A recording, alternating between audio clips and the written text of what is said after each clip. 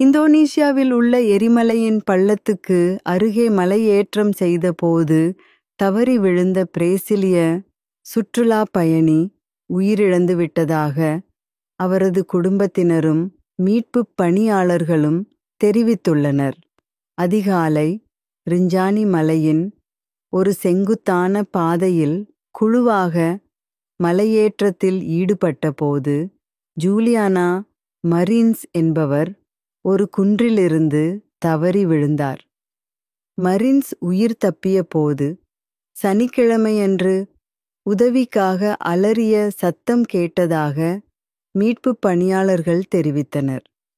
ஆனால் கடுமையான நிலப்பரப்பும் மூடுபனி வானிலையும் காரணமாக 26 வயதான அவரை கண்டறிய மேற்கொள்ளப்பட்ட முயற்சிகள் தடைப்பட்டதாக அதிகாரிகள் தெரிவித்தனர்.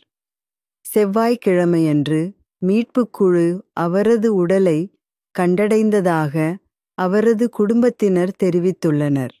மிகுந்த சோகத்துடன் அவர் உயிர் பிழைக்கவில்லை என்பதை தெரிவித்துக் கொள்கிறோம்.